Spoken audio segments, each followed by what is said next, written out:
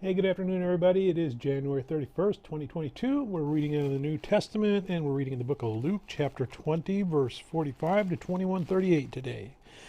And in the hearing of all the people, he said to his disciples, "Beware of the scribes who like to walk around in long robes and love greetings in the marketplaces and the best seats in the synagogues and the places of honor at feasts, who devour widows' houses and for a pretense make long prayers. They will receive the greater condemnation."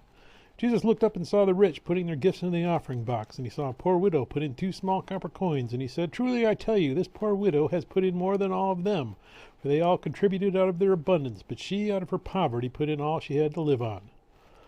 While some were speaking of the temple, how it was adorned with noble stones and offerings, he said, "As for these things that you see, the days will come when there will not be left here one stone upon another that will not be thrown down." And they asked him, "Teacher, when will these things be, and what will be the sign when these things are about to take place?"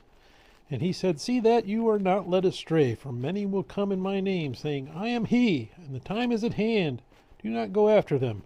And when you hear of wars and tumults, do not be terrified, for these things must first take place, but the end will not be at once."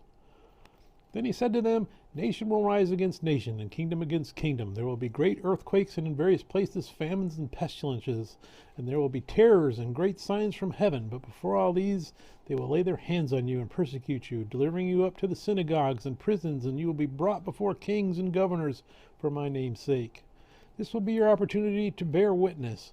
Settle it therefore in your minds, and not to meditate before how to answer, for I will give you a mouth and wisdom which none of your adversaries will be able to withstand or contradict. You will be delivered up even by parents and brothers and relatives and friends, and some of you they will put to death. You will be hated by all for my name's sake, but not a hair of your head will perish. By your endurance you will gain your lives. But when you see Jerusalem surrounded by armies, then know that its desolation has come near. Then let those who are in Judea flee to the mountains, and let those who are inside the city depart. And let not those who are out in the country enter it, for these are days of vengeance, to fulfill all that is written. Alas, for women who are pregnant, and for those who are nursing infants in those days, for there will be great distress upon the earth, and wrath against this people. They will fall by the edge of the sword, and be led captive among all nations, and Jerusalem will be trampled underfoot by the Gentiles, until the times of the Gentiles are fulfilled. And there will be signs in sun and moon and stars, and on the earth distress of nations and perplexity, because of the roaring of the sea and the waves, people fainting with fear and with foreboding of what is coming on the world. For the powers of the heavens will be shaken, and then they will see the Son of Man coming in a cloud with power and great glory.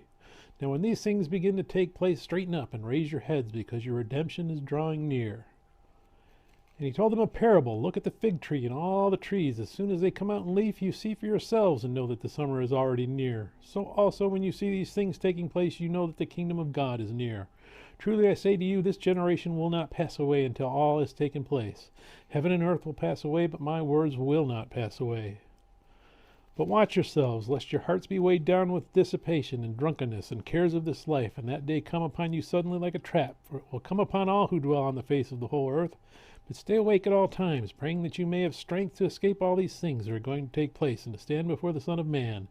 And every day he was teaching in the temple, but at night he went out and lodged on the mount called Olivet. And early in the morning all the people came to him in the temple to hear him. May God bless the reading of the word. May God bless you. Hey, and guess what? We made it through the first month if you've been following along with our plan. That means we've read 30 Psalms, and we've seen David pray when he was happy, and when he was sad, and when he was triumphant, and when he felt defeated, and when he was angry, and when he was full of joy. So you need ways to pray. Break out those Psalms. They got you covered. Hey, we read in the Pentateuch and history of Israel, we read all the way through the creation of Adam, his fall. It led us to Noah, all the way down through Abraham, Isaac. We just started with Jacob. What else have we been reading? We read the Chronicles and the Prophets. We read all the First Chronicles and starting with Second Chronicles. So we had a bunch of genealogies that followed that line down from Adam, through Noah, through Abraham, through Jacob, all the way down to David, who was the first great king who built the empire of Israel. And then he died, and we got Solomon, who came in and asked for wisdom, very famously. That's what he wanted, and God gave him more wisdom than anyone in the world. And he created the temple.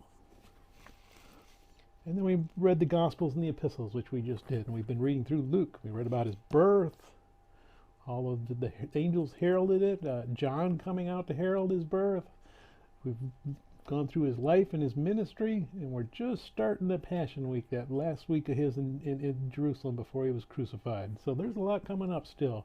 I'm glad you're with me on this journey. Till next time, bye.